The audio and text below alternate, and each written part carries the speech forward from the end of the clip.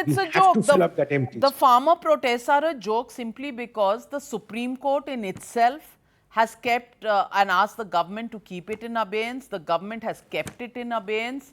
Forget the sections of the law has not been implemented. Exactly. Yet the protests are on and killings are happening, rapes are happening, molestations are happening in these So protest sites. if you step back for a moment, there is something which Mr. Advani had said a very long time back, which I remember. And at that time, I didn't understand its full implication. Later on, I did. He said, the Congress is collapsing faster than the BJP is growing. And this gap will be filled in by a lot of very extreme self-serving parties.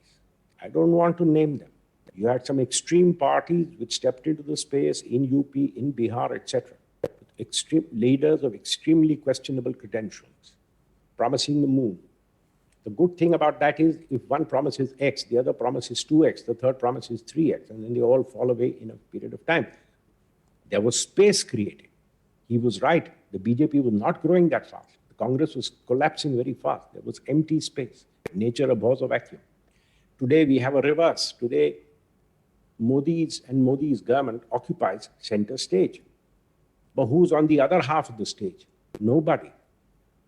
So there are all these people who are trying to become prominent leaders. Now, do you think they have any qualms of conscience about what's going on? Somebody's hands being chopped, legs being chopped? No. Because even now, a lot of your colleagues in the media are crying tears over the poor farmers. Look, read the New York Times. Look at the Guardian. The poor Indian farmers are in protest and the government is turning a deaf ear. Do they even understand what the issue is about? No. So, this is if you get to this is the real area. People trying to attain leadership.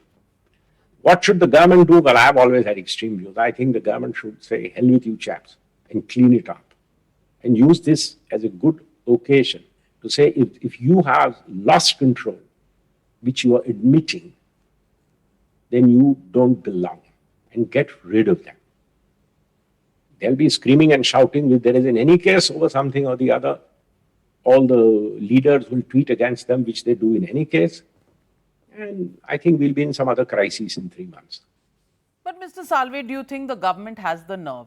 If they did, they would have done it maybe a year ago. The fact is there's too much water under the bridge and everybody is thinking about the next election in a state or the next elections to the Lok Sabha, and that's where all this lies. And in the middle of all of this are people, ordinary people like us who have to go to work, whose kids have to probably cross borders to go to colleges. They bear the brunt and everybody looks the other way. Isn't that true for all, in every democracy? You care for the lot that votes and whose votes matter. Do your and my votes matter? And in what proportion?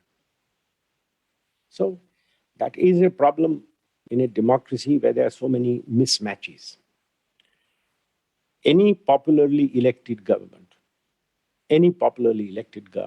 will choose timing.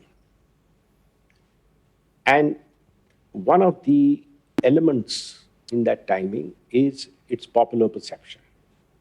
Now, that's a reality of politics. Do I like it? Do you like it? I'm not a politician. I don't like it. But then I don't have to go and stand there and fight an election. Those who have to face the ballot box every now and then, do they have to compromise on these issues? Yes, they do. And that's the reality of politics the world over.